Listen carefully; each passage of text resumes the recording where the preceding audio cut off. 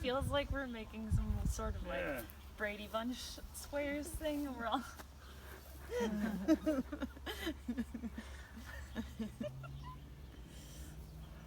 don't know what it means that you two girls are barefoot. That's why we're both shivering right now. It means we don't have a brain tumor. You don't have to wear shoes. And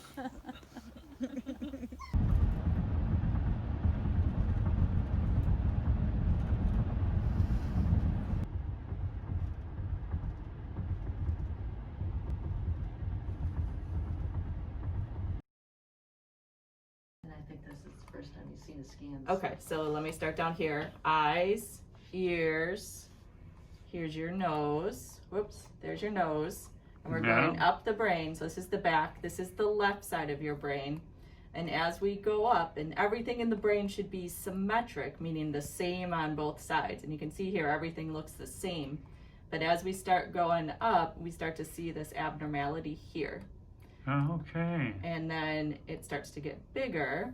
And it's Okay. actually crossing over to the right side through an entity that's called the corpus callosum. The corpus callosum connects both sides of the brain together. And so it's going through to the other side. This here is the contrast enhancement, which is what we see in tumors that tend to be a little bit more aggressive. This here is the kind of the surrounding area that is abnormal as well. Right.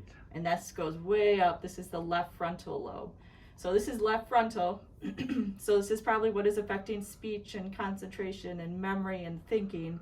And then as we go down here, we get into the thalamus, which is why your arm is not working so well, as well as your leg, and leading to kind of the slurred speech. Okay? Wow. The scene here is park So you're at the main campus. Menominee Falls. Okay, all right. Perfect. In a beautiful park, kids playing in the background. Not me. Yeah. The kids playing in the background. Well, the Chrissy sorts to how the brain seems. And doctor appointments. No, snow geese are small.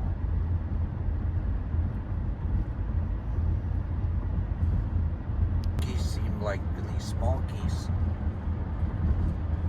And they were actually lesser Canadian geese. And I don't think I had ever seen lesser Canadian geese because they look like an overgrown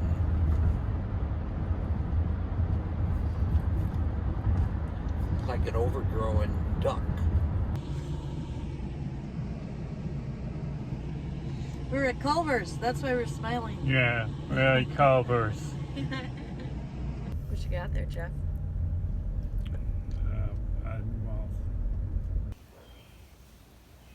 the bear The beer? The bear doesn't do any favors.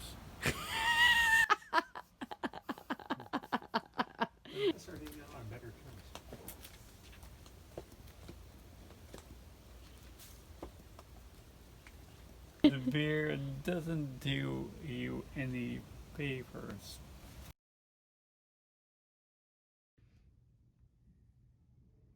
Maybe I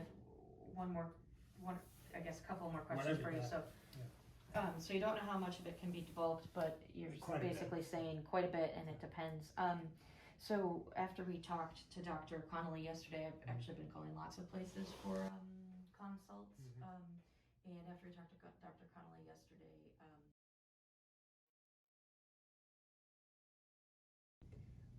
we can see if we're starting to cause a seizure.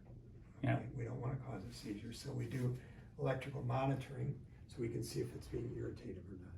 Okay, it's real successful. Yeah. Then we'll try and march out motor areas, and we'll start removing some tissue. Neuropsychologists testing. We may do more stimulation once we get a little deeper. Look for language stuff. Okay, look for transmission of language information from one spot to another. So language is put together back here, speech happens up here, and there's a thing called the arcuate fasciculus that joins the two, and it's running, this is running right next to the tumor. Okay, so we want to leave that intact.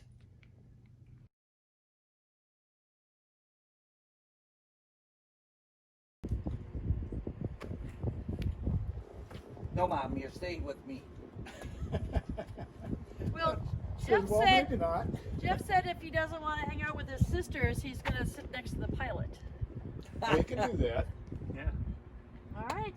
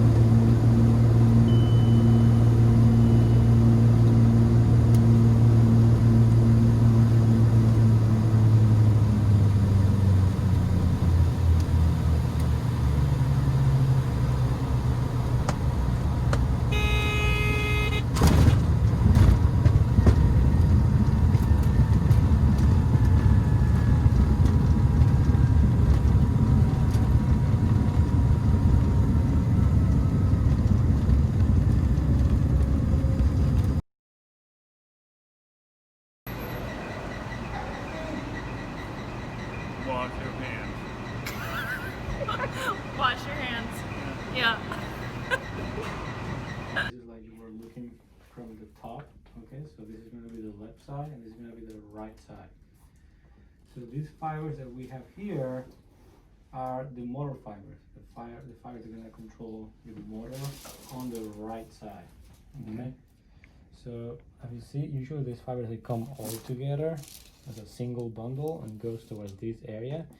However, the tumor is growing exactly from where these fibers are connect all the way up.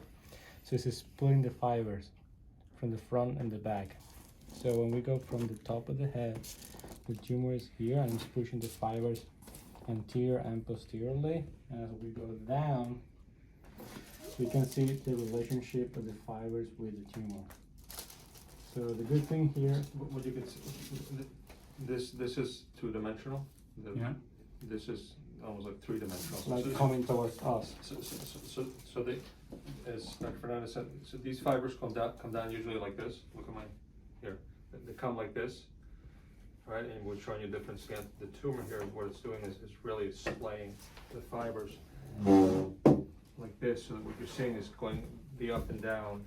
So this is obviously where the tumor is. Let me show you. It's like we're looking from the side. So you can see here how the tumors, but That's where they did the biopsy here. Yeah, right there's the biopsy tract. So it's splitting those fibers up anterior, like in the front and in the back. The other thing that I know she says is really important for you to know is the speech fibers. That's called the arcuate fasciculus. And this is the tract that controls your speech. And this tract usually runs here, okay? But this tract, so far as we can tell, has not been destroyed by the tumor, but has been pushed. Yeah. Okay, so it's pushed by the tumor.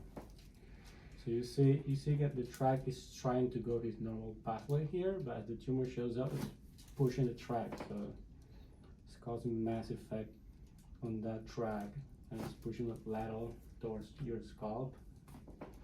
Okay, so the thought is that if we can go there safely and take the tumor and decompress, Dr. Freelander To do that, the track can go back to its normal position, and the speech, there's a chance the speech can get better because we are able to see that most of the fibers of that track are present.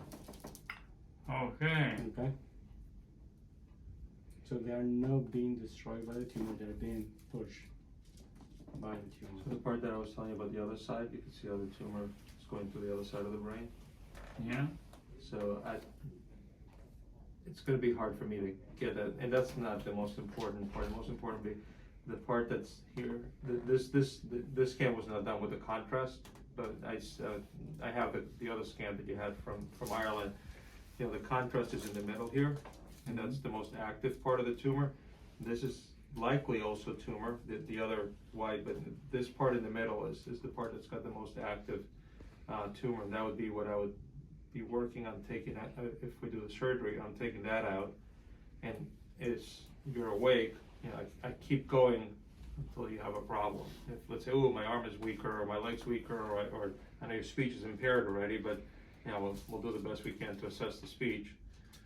You're understanding, right? You understand what we're saying. Yeah. So you just can't, and you can think of what you want to say, just having a hard time getting the words out. Okay. Yeah. That's